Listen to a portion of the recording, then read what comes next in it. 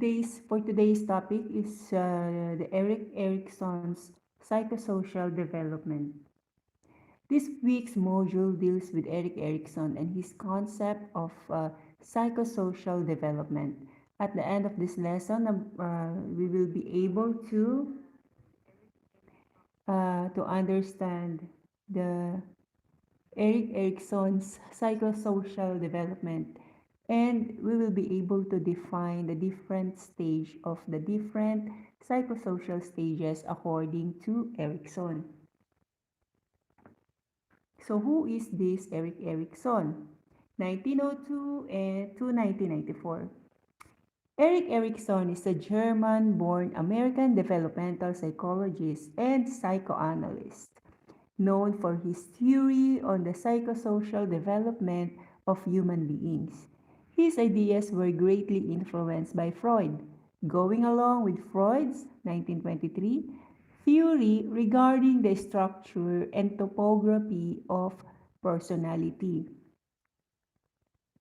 The difference between them is Freud was an id psychologist, while Erikson was an ego psychologist. He emphasized the role of culture and society and the conflicts that can take place within the ego itself, whereas Freud emphasized the conflict between the id and the superego. Psychosocial development. Erickson's 1959 theory of psychosocial development has 8 distinct stages, taking in 5 stages up to the age of 18 years and 3 further stages beyond, well into adulthood. Like Freud, Erickson assumes that a crisis occurs at each stage of development. For Erickson, these crises are psychosocial nature because they involve the psychological needs of the individual. For example, psych, conflicting with the needs of society. For example, social. Erickson puts a great deal of emphasis on the adolescence period, feeling it was a crucial stage for developing a person's identity. Psychological stages. Number 1, trust versus mistrust. It's from infancy 0 to 2 years. Babies must learn to trust their parents' care and affection. If not done, the babies could develop distrust and view the world as inconsistent and unpredictable. Success in this stage will lead to the virtue of hope. By developing a sense of trust, the infant can have hope that as new crises arise, there is real possibility that other people will be there as a source of support. Failing to acquire the virtue of hope will lead to the development of fear.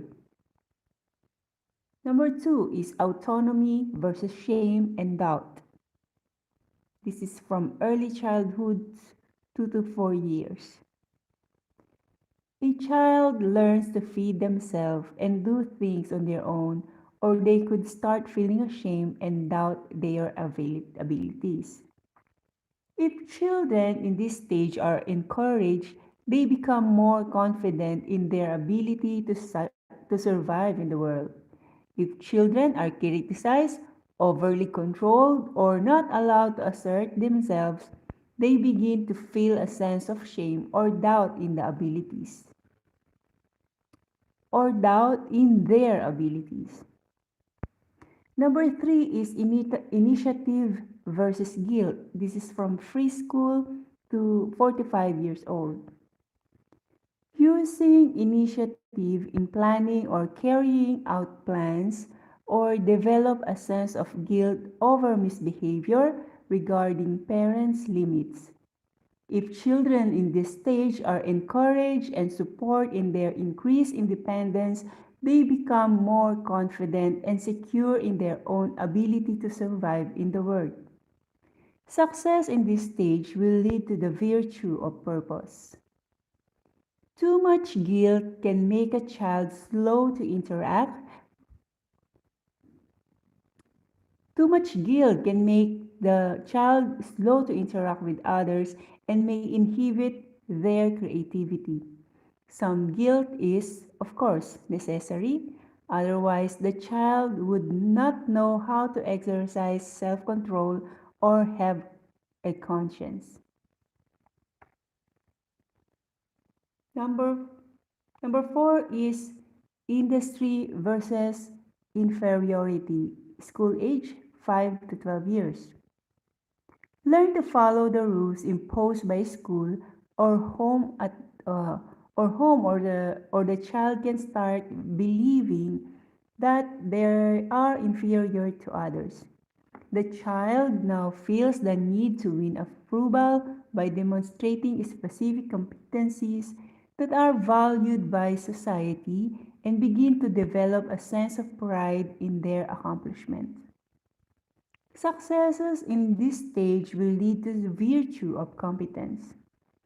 If the child cannot develop the specific skills they feel society is demanding, like being athletic, then they may develop a sense of inferiority.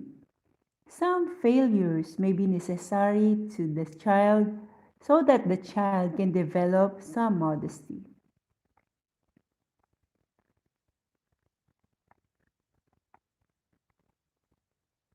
Number five is identity versus role confusion.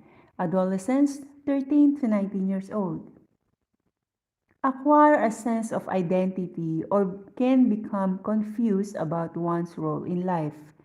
Erickson claims that the adolescents may feel uncomfortable about their body for a while until they can adapt and grow into the changes. Success in this stage will lead to the virtue of fidelity. In response to role confusion or identity crisis, an adolescent may begin to experiment with different lifestyle, like for example work, education, or political activities. Also, pressuring someone into an identity can result in rebellion in the form of establishing a negative identity and in addition to this feeling of unhappiness. Number six is intimacy versus isolation. Early adulthood, 20 to 39 years old. Developing a relationship and joint identity with a partner or can become isolated and stay away from meaningful relationships. Successful completion of this stage can lead to comfortable relationship and a sense of commitment, safety, and care with a relationship. Avoiding intimacy, fearing commitment and relationship can lead to isolation, loneliness, and sometimes depression. Success in this stage will lead to the virtue of love. Number seven, generativity versus stagnation. Again, generativity versus stagnation. Adulthood, 40 to 64 years.